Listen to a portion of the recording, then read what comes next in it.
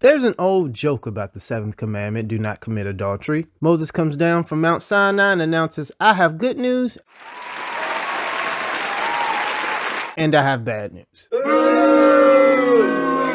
The good news is that I got him down to 10. The bad news is that adultery stays. The joke is telling the prohibition on a married person having sexual relations with anyone except his or her spouse. And this may be for many people the most consistently difficult of the 10 commandments to observe. Stay tuned. Bible 360 starts right now.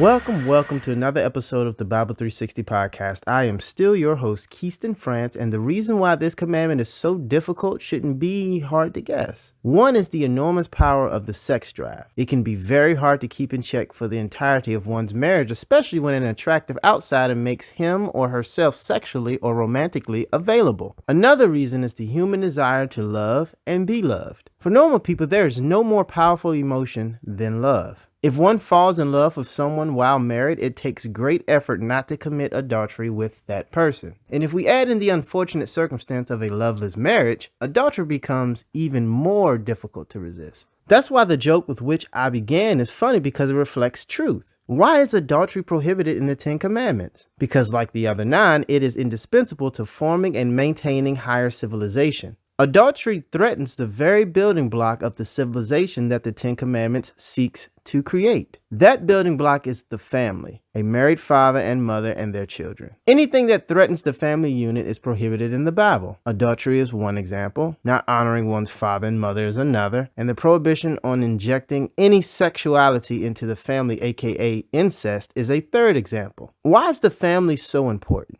Well, because without it, social stability is impossible, because without it, the passing on of society's values from generation to generation is impossible. Because commitment to a wife and children makes men more responsible and mature. Because more than anything else, family meets most women's deepest emotional and material needs. And nothing comes close to the family in giving children a secure and stable childhood. And why does adultery threaten the family? The most obvious reason is that sex with someone other than one's spouse can all too easily lead to either or both spouses leaving the marriage. Adultery should not automatically lead to divorce, but it often does. There's another reason adultery can destroy a family. It can lead to pregnancy. And then to the birth of a child. That child will in almost all cases start out life with no family, meaning no father and mother married to each other to call his or her own. And if adultery doesn't destroy a family, it almost does terrible harm to a marriage. Aside from the sense of betrayal and loss of trust, it means that the adulterous partner lives a fraudulent life. When a husband or wife is having sex with someone other than their spouse, their thoughts are constantly about the other person and about how to deceive their spouse. The life of deception that an adulterous affair necessarily entails inevitably damages a marriage, even if the betrayed spouse is unaware of the affair. Finally, the commandment prohibiting adultery doesn't come with an asterisk saying that adultery is okay, even if both spouses agree to it. Spouses who have extramarital sex with the permission of their husband or wife may not necessarily be hunting their spouse's feelings, but they are still harming the institution of marriage. And protecting the family, not protecting spouses from emotional pain, is the reason for the commandment. Many marriages sadly are troubled, and it is not for any of us to stand in judgment of others' behavior in this realm. No one knows what goes on in anyone else's marriage, and if we did, we might often well understand why one or the other sought love outside of the marriage. But no higher civilization can be made or can endure that condones adultery. That is why it is prohibited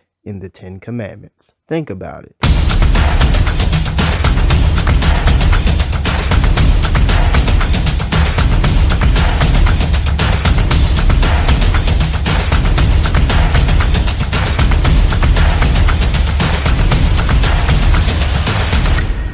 Hey, I want to say thanks again for tuning into the show. If you enjoyed it, please show me some love and go on over to YouTube and subscribe to my page, Bible 360 Outreach, and hit that bell right next to it so you know when I'm posting. You can also find the show listed in Apple Podcasts, Google Podcasts, and pretty much any other podcast directories. Until next time, I wish you a very pleasant adieu.